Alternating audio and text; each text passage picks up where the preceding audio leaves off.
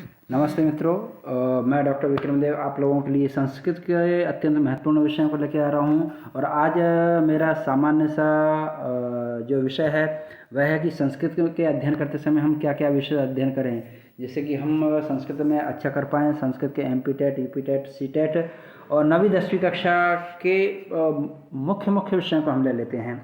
तो आप इस चैनल को लाइक करें, शेयर करें और सब्सक्राइब करते जाएं। तो संस्कृत में कुछ अत्यंत महत्वपूर्ण विषय हैं।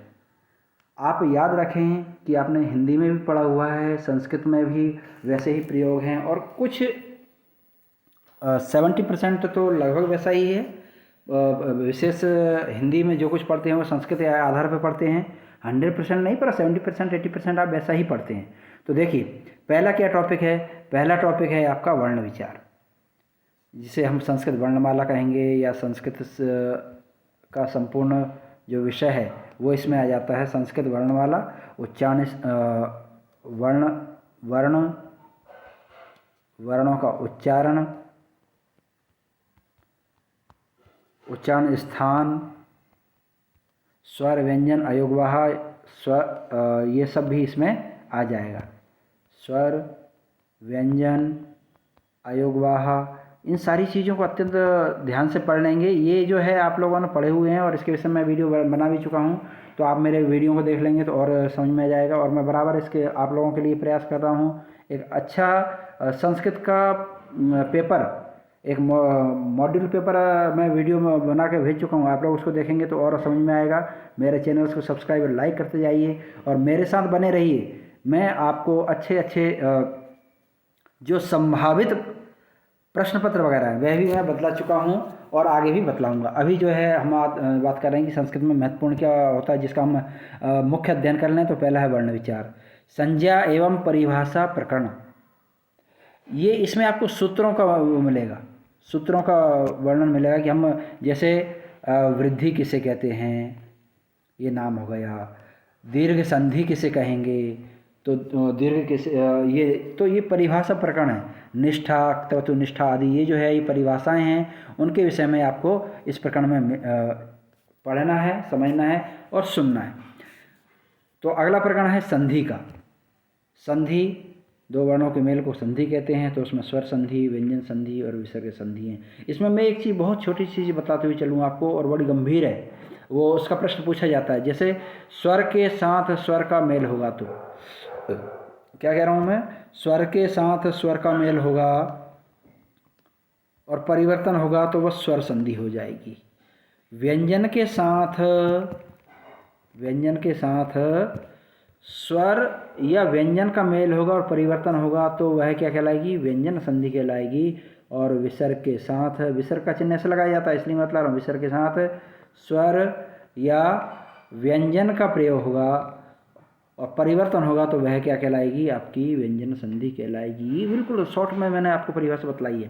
तो अगला क्या है, जब हम ये पढ़ेंगे, संधि पढ़ लेंगे, तो हमारा चैप्टर क्लियर होगा। अब है शब्द रूप। ये शब्द रूप बहुत विशेष है, आपको विशेष कर जो प्रयास करना है, जो पढ़ना है, मैं बतला देता हूँ। शब्द रूप में अकारांत, अकारांत मतलब जिनके अंत में आ आता है, जैसे कि राम, बालक। एक कोई शब्द रूप याद कर लेंगे, उनके साथ अभ्यास करेंगे तो सब हो जाएगा। पुल्लिंग अकारांत पुल्लिंग, आकारांत स्त्रीलिंग, नपुंसक अकारांत नपुंसकलिंग शब्द, ठीक है। जैसे फलम, पुस्तकम, आकारांत स्त्रीलिंग में जाएगा। लता, गीता, रमा आदि। तो ये शब्दों को आप विशेष रूप से तैयार कर लेंगे। और यदि आप व्याकरण पहले से पढ़ रहे हैं तो आप जानते हैं कि नदी, अस्मद, युष्मद, तत् और किम, कितने शब्द रूप में। मैं एक बार शब्द रूप लिखने की कोशिश करता हूँ, आप देखिएगा। पहला हो गया राम, दूसरा रमा या लता, तीसरा फल या पुस्तक, उसके बाद नदी, मति, ये प्रमुख प्रमुख शब्द लिख रहा हूँ। हरि, अस्मद, अस्मद का जो मैं जो प्रयोग होता है, मैं। युष्मद, तुम, युष्मद मतलब तुम। और वो उसमें जब आप शब्द रूप पढ़ेंगे तो वहाँ समझ में आएगा। तत्, तीनों लिंगों में। किम, जिससे हम प्रश्न बनाते हैं, वो तीनों लिंगों में। ये विशेषकर आपको याद होने चाहिए। यदि आपने थोड़ा बहुत पहले से याद किया तो रिवीजन करिएगा, तो रिवीजन करेंगे तो आप बहुत अच्छे से कर पाएंगे।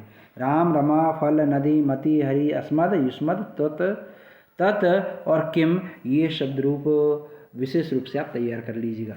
और शब्द रूपों का बहुत कठिन नहीं है, एक शब्द रूप तैयार करने पे, 2 शब्द रूप तैयार करने पे आप अन्य अभ्यास कर पाएंगे।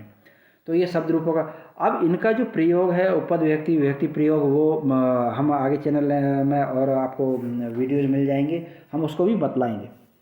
धातुरूप, धातुरूप जो है, धातुरूप को हम वर्ब भी कहते हैं, ये बेसिक है।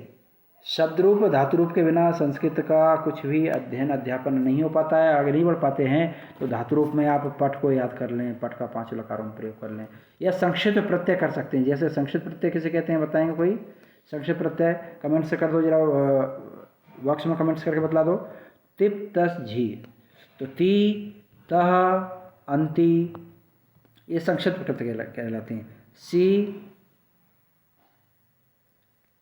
चलिए मैं इसको दोबारा से लिखता हूँ संक्षिप्त प्रत्ययों को। संक्षिप्त प्रत्यय में पहला है ती, दूसरा है तह, तीसरा है अंति। मध्यम पुरुष में सी, थह और थ।